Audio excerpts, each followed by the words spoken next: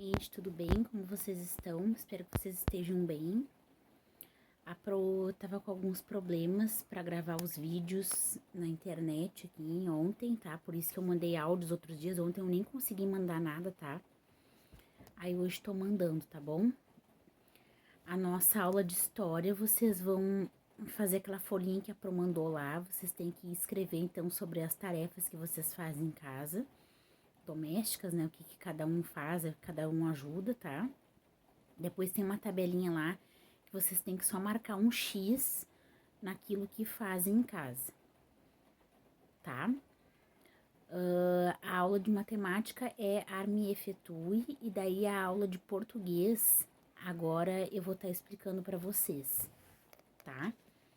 Vocês vão ir lá nas páginas, só um minutinho aqui. Vocês vão ir nas páginas 53 e a gente vai falar sobre variação linguística regional. Leia novamente esta observação do final da receita do bolo de macaxeira. Lembra aquele bolinho lá que a gente fez na outra semana, lá que a gente viu aquela receita, né? Que a Pro até pediu lá em ensino religioso também, do livro da família, se alguém podia fazer uma receita, não precisava ser aquelas que tava lá, né? Então, como a gente tá trabalhando receita, né? E macaxeira é um outro nome do nosso conhecido aipim ou mandioca, tá?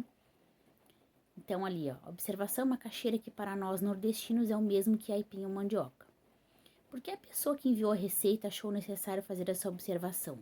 Então, vocês vão escrever ali por que vocês acham que a pessoa colocou lá na receita aqui e estava explicando que macaxeira lá para eles é a mesma coisa que mandioca, tá? Aí tem ali um quadrinho que diz assim: aos falares típicos de uma região, dá-se o nome de variações regionais. Isso se revela, por exemplo, no nome atribuído a alguns alimentos, como é o caso de macaxeira, usado na região Nordeste. Daí ali tem a atividade 2. Em sua região, assinale o nome utilizado para os alimentos representados nas imagens. Então ali tem as imagens, né? Tem as fotinhos ali. E vocês vão marcar ali. Tem uma abóbora, né? Ali, a nossa bergamota. E lá embaixo,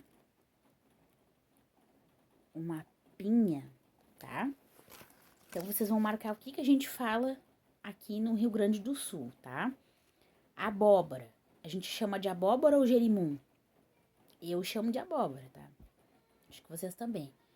Depois ali a bergamota, né? Daí tem a opção tangerina, bergamota, mexerica ou polcã. Eu chamo de bergamota e vocês vão assinar lá, tá? Se vocês chamam de dois jeitos, pode marcar de dois jeitos, tá? Depois ali, ó, eu não conhecia aquela lá de baixo, lá, ó, desfruta do conde, pinha ou ata. Pra mim, pode ser que seja pinha, tá? Eu não conhecia. Página 54.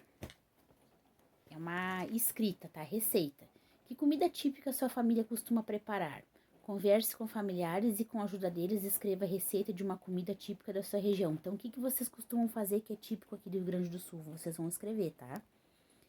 Aí, preparação. Qual é o título da receita? Vão colocar ali o nome da receita, que é o título. 2. Quais os ingredientes? Registre no quadro. Então, vocês vão escrever lá no quadro os ingredientes que vai. 3. Como é o preparo? Lembre-se de usar verbos no imperativo para passar as instruções. Junte, amasse, despeje, retire, corte, cubra, asse, desenforme, leve, enfim, tudo isso tem que ser um verbo imperativo, tá? Então, aqui no quadrinho, vocês vão escrever só os ingredientes. Nas linhas, como é que se prepara, tá? E daí, o 55 fala sobre a produção, então, do textinho que vocês podem colocar lá no caderno de aula de vocês, tá? Faça a primeira versão do seu texto em uma folha avulsa, tá? Então, vocês escrevem no caderno de aula, tá? Coloque o título. O texto deve ser dividido em duas partes, ingredientes e modo de preparo, tá? Então, vocês vão fazer a mesma coisa que fizeram ali, só que vão fazer lá, corrido lá no caderno de aula, tá? Se possível, escolha uma imagem, desenho, foto do alimento pronto para compor seu texto. Ou vocês vão procurar em algum lugar e vão colar, ou vocês vão desenhar. Depois, aquela avaliaçãozinha do texto, que é só marcar um X. E ali na receita não tem como a gente falar, porque a gente não tá em sala de aula, tá? Então, é só para ler aquela partezinha da 55, tá bom? Então, hoje a nossa aula é essa, tá bom? Até amanhã. Um beijo.